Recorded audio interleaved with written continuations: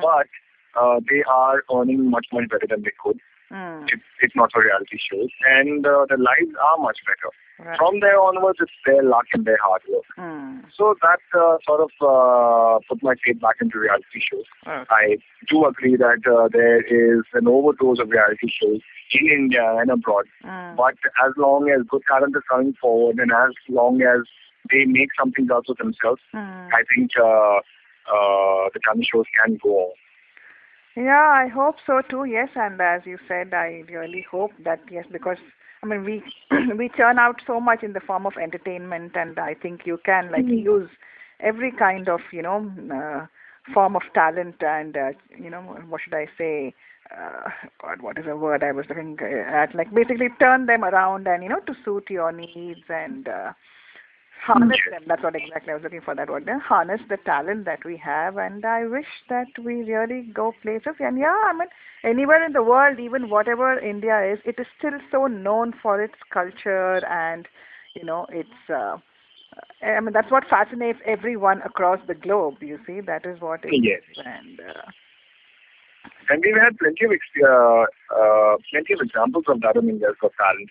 I mean, apart from the fabulous kids that came this year, they were doing salsa. They were like 13 and 11. Right. And they were really good. Apart from all the Western form of dances, there have been people who've done, they've actually come up with very modifications of yoga and malkham and traditional folk dances.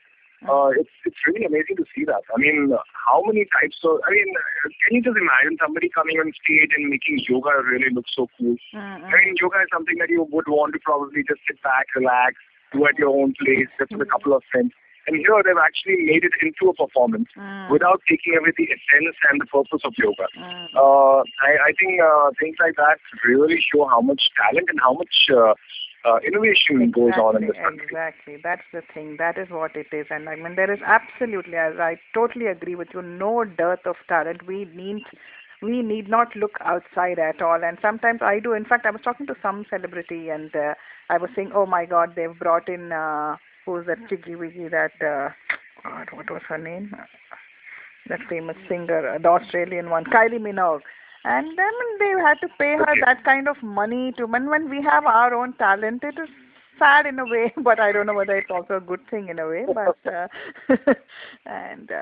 think I guess they're trying to collaborate a little bit because I mean some collaborations work, some don't. I think the Kylie Minogue one was a bit of a disaster because it was I don't know. I didn't really like that thing, but of late I've seen Akshay Kumar doing a few collaborations with Snoop Dogg.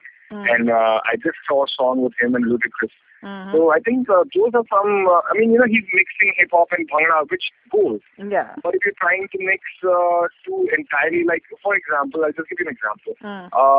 I've heard two songs of the band Super Heavy. That includes Mick Jagger and Dave Stewart and A.R. Rahman. And two other artists whose names I can't remember.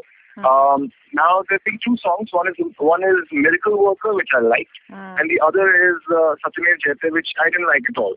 Because there are some times when you can't force a collaboration, when you can't force a union. And that comes across, which is why whether it's in terms of music or dance or whatever, you have to really research all these things. You can't just go ahead with it. You can't just put anything and everything together because the audiences are not so stupid.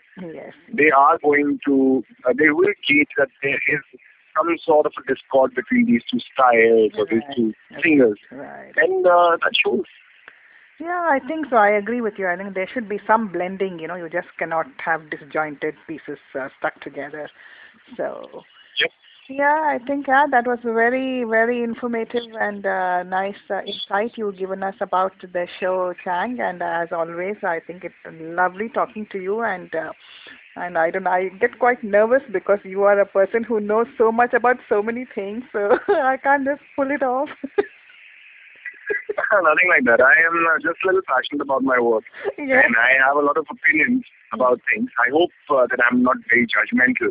But there are things that I do think about. And we live in an age where somehow perfection is not so sought after as it used to be. That's right. Nowadays, something that is mediocre is being passed off as very perfect. It's mostly about marketing and stuff. And many of us, people in the creative field, we look forward to that era, which would bring this back, which would bring the search back into the mainstream, and people will be looking for perfection and not anything that passes for entertainment. Yeah, I agree with you also on that, and I think that's what is happening. And I hope it's all just life with a circle, ups and downs. I'm sure it'll again come back to that stage soon. And Chang, I think it was lovely, very, very, very uplifting talking to you, and you feel very patriotic, sort of it evoked that kind of feeling, and especially when you speak about all this, and it feels nice, especially someone who's not sitting in India, and to hear such nice things is always very good. And so before we let you go, I think, and I also wanted to just touch upon your blog. If you could please just tell us what the URL of it is, I would like to advertise that a bit more because you write so well. Thank you so much. I haven't had enough time to update it, but I will after this chat that I've had with you. Yeah. The URL is www.buddhacellulosefreeze.blogspot.com. Sorry, it wasn't very clear. Could you just repeat that? www. .buddhacellulosefreeze.blogspot.com. Okay, I think... it might be a little difficult to spell, but if you Google it on Google Meiyang Chang, I think that it should show up. Okay, fantastic. Yeah, we'll do that. And I wish you get back to some full-time writing as well, because I think you shouldn't let that go waste. So... I will. And also, of course, I don't know how much you're still singing. Would love you to sing some song before you go. 2 lines. Well, what can we sing? Okay, there's a song that I really like. I love the lyrics, very philosophical, and something that all of us should imbibe. खुद पे डाल तू नजर हालातों से हार कर कहाँ चला रे हाथ की लकीर को है हौसला रे तो खुद तेरे ख्वाबों के रंग में तू अपने जहां को भी रंग दे कि चलता हूँ मैं तेरे संग में वो शाम भी तो क्या जब होगा अंधेरा अब पाएगा घर मेरा उस दर पे फिर होगी मेरी सुबह तू न जाने आस पास है खुदा तू न जाने आस पास है खुदा.